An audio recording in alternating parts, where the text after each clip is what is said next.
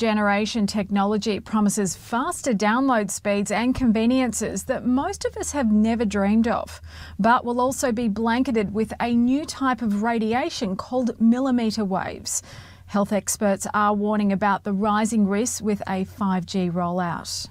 It's not been made clear to the public that 5G won't just be another number and letter on your cell phone. It requires an entirely new infrastructure of thousands of small cellular antennas to be erected throughout cities where it's going to be installed. What would 5G infrastructure look like? Small cell antennas could be placed as close as every third hydro pole. Scientists from 42 countries are now warning their governments about the emerging health problems associated with wireless radiation, and Canadian doctors and scientists have added their voices. The most prevalent symptoms include headache, fatigue, decreased ability to concentrate, tinnitus, irritability, and insomnia. Impacts on the heart and the nervous system are also of great concern. Dr. Rena Bray has been working at the Provincial Environmental Health Clinic for 15 years and seen the number of people suffering adverse effects from electromagnetic exposure rising. We are concerned that the upcoming introduction of 5G will significantly increase the proximity and extent of exposure to microwave radiation in Ontarians. We predict that the number of people who develop the symptoms I just mentioned will rise in the places where 5G is first installed. Dr. Magda Havas is internationally recognized for her research on the biological effects of electromagnetic pollution. She said that at high intensities, these waves cause intense heat and pain because sweat glands on the surface of our skin act like mini antennas.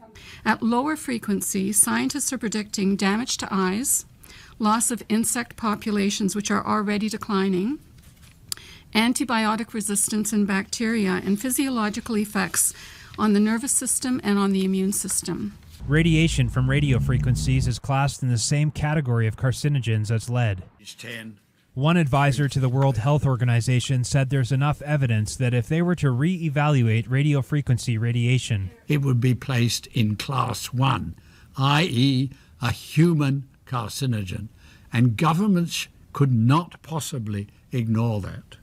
Some say the scientific debate about the health effects of microwave radiation is over, but the question remains, can we afford to take this risk? Medical doctors are requesting delayed deployment until testing can be conducted on the long-term biological effects of 5G technology. I wouldn't be so quick to assume that.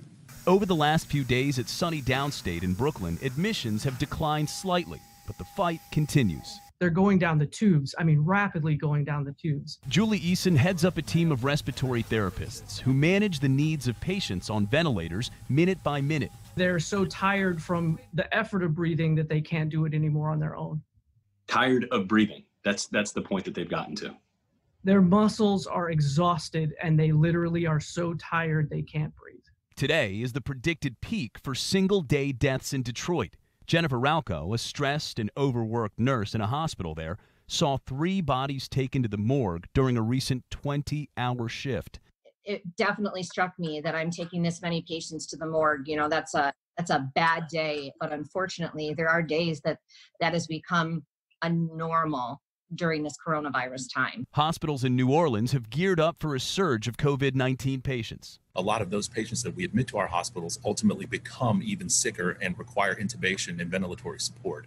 That's new to us. And some news on the source of the first COVID-19 cases in New York City. Researchers at Mount Sinai Hospital have traced them to European and U.S. sources rather than introductions from China, where the virus originated. Dr. Anthony Fauci is looking for light on the horizon. It is very likely that we will progress towards the steps towards normalization as we get to the end of this 30 days. But hopefully, by the time we get to the summer, we will have taken many steps in that direction. A season of change without so many loved ones, including 27-year-old Leilani Jordan. She was a grocery store clerk in Maryland who kept working despite the risks to help her elderly customers. Her mother was allowed into the hospital in her last moments. When they got her, she had 104 fever. And they put her in isolation, and she called me. She says, "Mommy, I can barely breathe." Well, the peak in U.S. deaths is expected to hit this Sunday, Easter Sunday. And Governor Cuomo here warns that even as we see a flattening and an eventual fall in cases as well as deaths, that we need to anticipate a potential second and third wave in this virus. It's gonna be okay. Hey, it's gonna be okay. Yeah. All about the vibes. All about them vibes.